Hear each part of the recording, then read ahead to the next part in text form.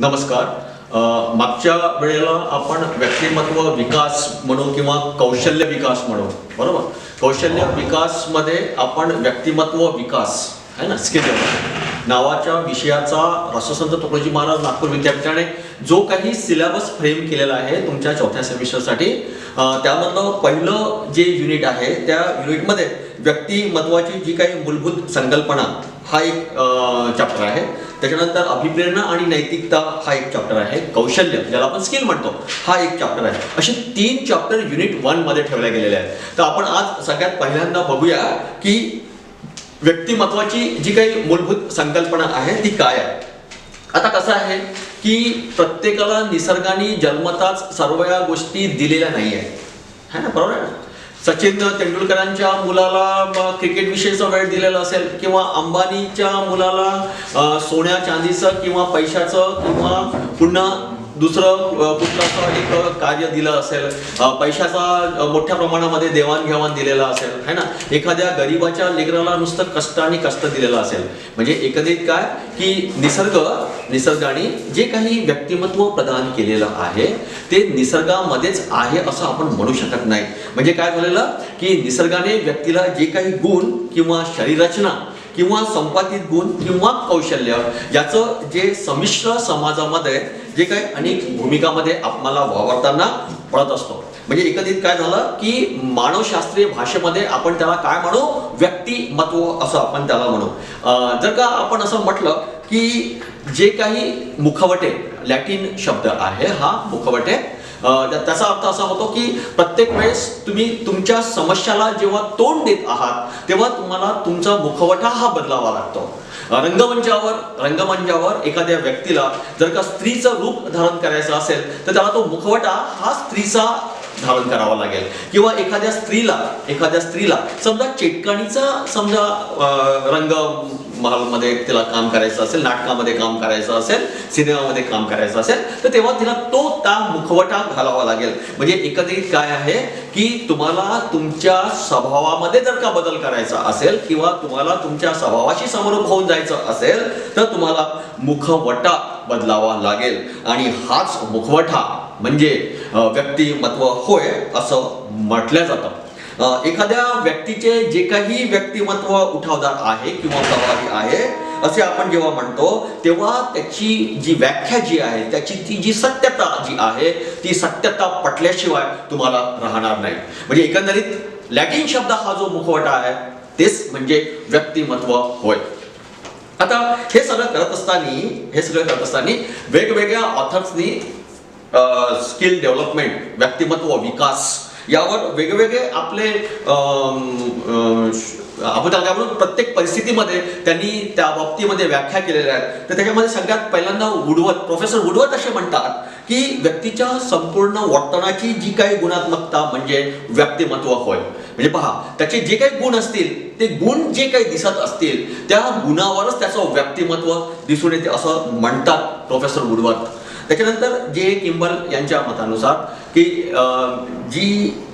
किंबल आणि किंबल आपण असं म्हणतो, तर किंबल असे म्हणतात, प्रोफेसर किंबल असे म्हणतात की व्यक्तींच्या इतरांकडून जे काही वेगळेपण दाखविणारे आणि त्याच्यासाठी जे काही इतर लोक त्यांच्याशी कसे वागतात है ना, सगळ्यात महत्त्वाचं म्हणजे काय आहे की त्यांच्याशी कसे वागतात ते निश्चित करणारे किंवा साधणारे किंवा साधनपणांचे जे काही स्थायी स्वरूपाच्या वैशिष्ट्यीकरणामध्ये अनन्यसाधारण संघटन म्हणजे व्यक्तिमत्व होय. आता किंबलांनी काय केलेलं की इतरांकडून जो काही भाव मिळेल, मी काय म्हणतात त्यांच्या त्या परिस्थितीमध्ये कसं होतं की संघटना ही खूप मोठ्या प्रमाणामध्ये नावारूपास येत होती, बरोबर.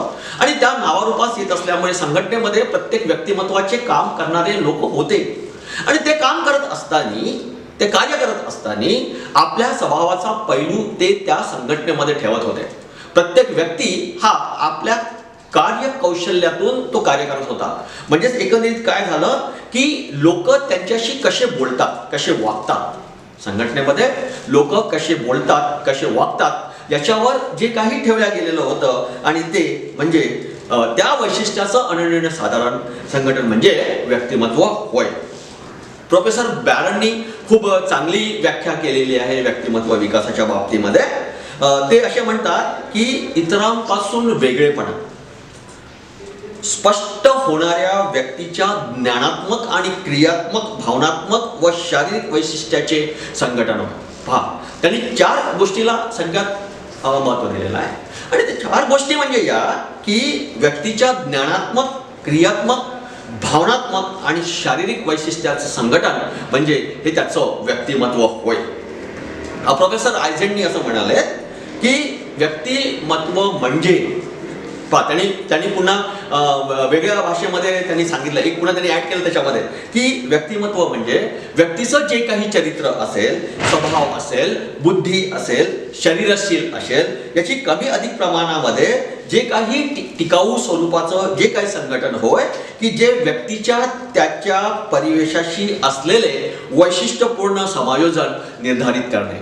पहा, मी काय म्हणतो, खूप प्रोफेसर आयझेंडनी खूप चांगली व्याख्या केली त्यांनी त्यांच्या त्या काळामध्ये, की चरित्र, स्वभाव, बुद्धी व शरीरयष्टी यांचे कमी अधिक परंतु टिकाऊ स्वरूपाचं जे काही संघटन होय, की जे व्यक्तीने त्यांच्या परिवेशाशी आपल्या वैशिष्ट्यपूर्ण समायोजन निर्धारित करते. प्रोफेसर नार्मल एल मन यांच्यामध्ये जी व्याख्या त्यांनी केलेली आहे ते असे म्हणतात की व्यक्तीची शरीररचना, त्याची वर्तन पद्धती, अभिरुची, अभिवृद्धी, बुद्धी, सामर्थ्य, विविध क्षेत्रातील आणि त्यांची योग्यता, पूर्वग्रह, पूर्ववृत्ती आणि इतर स्वभाव वैशिष्ट्य, त्यांनी स्वभावावर सगळ्यात मोठा भर दिलेला आहे. कोणी नॉर्मल एव आणि मन यांनी काय केलेलं की स्वभावावर सगळ्यात जास्त दिलं. त्यांची वर्तन पद्धती हा स्वभावावर असतो, बरोबर. अभिरुची हे सुद्धा स्वभावावर असतो. त्याच्यानंतर अभिवृद्धी, बुद्धी, बुद्धांक किती आहे आणि त्या बुद्धांक तुमचं सामर्थ्य सांगत असतं. योग्यता, पूर्वग्रह, पूर्ववृत्ती आणि इतर स्वभाव वैशिष्ट्ये याचा समुच्चय आणि व्यक्तिमत्व म्हणजे कौशल्य होय, व्यक्तिमत्व होय. किंबल यंग आणि गिलफोर्ड यांनी मिळून जी डेफिनेशन्स केली ती व्याख्या ही अशी आहे की 2 मानसशास्त्र व्यक्ती वर्तनाच्या आविष्काराने आणि प्रकटनाने जेव्हा भर देतात, की किंबल यंग असे म्हणतो की संघटित संकल्पना, अभिवृत्ती, गुणवैशिष्ट्ये, मूल्य व सवयी यांच्या व्यक्तिमत्वाचा समावेश असतो. त्यानंतर प्रोफेसर गिलफोर्ड यांनी सुद्धा अतिशय सुंदर व्याख्या केलेली आहे. ते म्हणतात की व्यक्तीतील गुणविशेषांचा जे वैशिष्ट्यपूर्ण आकृतीबद्ध होय, किंवा कोणत्याही 2 व्यक्ती सारख्या नसतात, त्यांचे दिसणे, स्वभाव, सवयी, रंगरूप या सगळ्यामध्ये जी काही भिन्नता असते आणि ही जी काही भिन्नता आहे ती लक्षात घेऊन व्यक्तिमत्वाची आपण व्याख्या करू शकतो. तेच त्यांचं व्यक्तिमत्व असतं.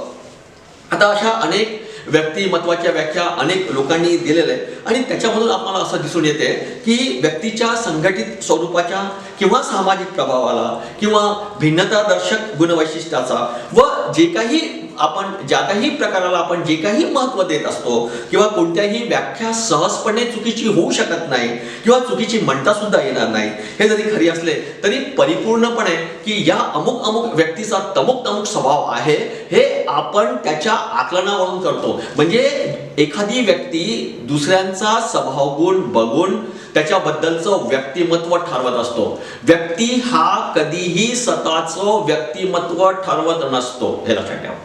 मी काय म्हणतो, कुठलाही व्यक्ती दुसऱ्याचं व्यक्तिमत्व ठरवत असतो. एखाद्या वेळेस एखाद्या कहाण्या सांगून तो असा ठरवतो की हा खोटारड आहे. एखाद्या वेळेस असे 4-5 लोक एकत्रित येतात आणि एकत्रित आल्यानंतर एखाद्या व्यक्तीला डॉमिनेट करतात. कारण काय की त्या 4-5 लोकांमध्ये त्या व्यक्तीच्या बाबतीमध्ये फेस करायची ताकद नसते, म्हणून हे 4 लोक एकत्रित येऊन त्याच्या त्या व्यक्तिमत्वावर करतात, बरोबर. पण असं म्हणतात की किसी के कैरेक्टर के ऊपर में कीचड़ उछालने का किसी को हक नहीं है, असं म्हणतात. एक शायर ने ऐसा म्हटलं की किसी के कैरेक्टर्स के ऊपर में हमको कीचड़ उछालने का कोई भी अधिकार नहीं है. पण ठीक आहे, पण असं होत नाही. समाजामध्ये वावरत असताना आपल्याला असं बघावं लागतं की एखाद्या वेळेस जर का आपल्याला खूप मोठ्या प्रमाणामध्ये अडचण येत असेल आणि समोरच्या व्यक्ती समजा ती अडचण आणू पाहत असेल तर त्यावेळेस योग्य वेळेस योग्य धडा देणे हे जरुरी असतं. आणि तेच त्याचं व्यक्तिमत्व असतं की तो धडा देत असताना कशा पद्धतीने त्याला शिकवणूक देतो. म्हणजेच काय झालं की तो त्याच्या बुद्धीचा कशाप्रमाणे उपयोग करतो आणि हेच ते खरं व्यक्तिमत्व असतं. आता अल्फोर्ड यांनी जी काही व्याख्या केलेली आहे, सुधारित व्याख्या केलेली आहे, त्यामध्ये ते असे म्हणतात की व्यक्तीच्या वैशिष्ट्यपूर्ण वर्तन व विचार निर्धारित करणाऱ्या व्यक्तीच्या मनोशारीरिक यंत्रणेच्या गतिशील संघटनेचं व्यक्तिमत्व असे आपण म्हणतो. बरोबर.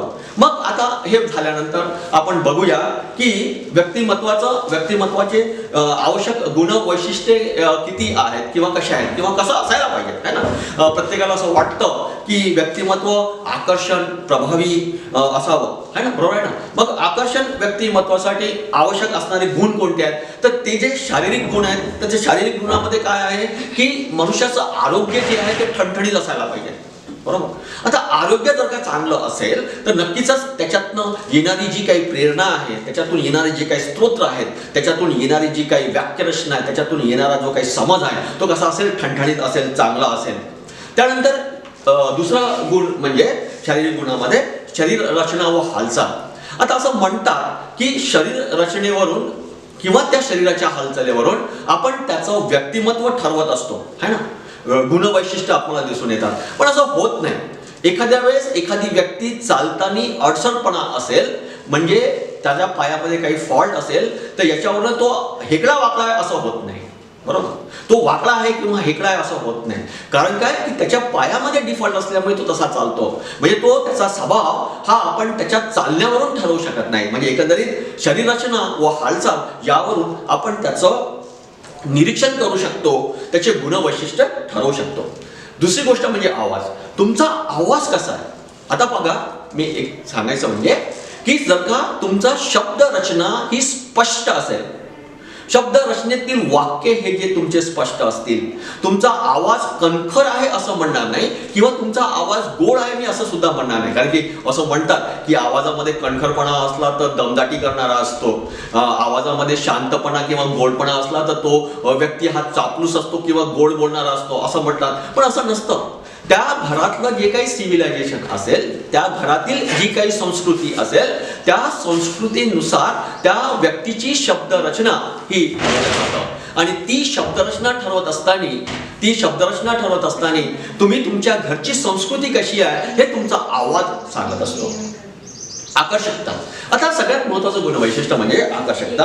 आता आकर्षकता म्हणजे काय की शरीरामधली किंवा शारीरिक गुणामध्ये, शरीर रचनामध्ये ज्या काही चांगली गोष्ट असेल किंवा आपलं राहणीमान जे काही असेल, आपले हात स्वच्छ असतील, आपले कपडे स्वच्छ असतील, चेहरा मोहक व ताजतवाना असेल, म्हणजे जी काही आकर्षकता आहे ते सुद्धा व्यक्तिमत्वासाठी आवश्यक गुणवैशिष्ट्ये आहेत.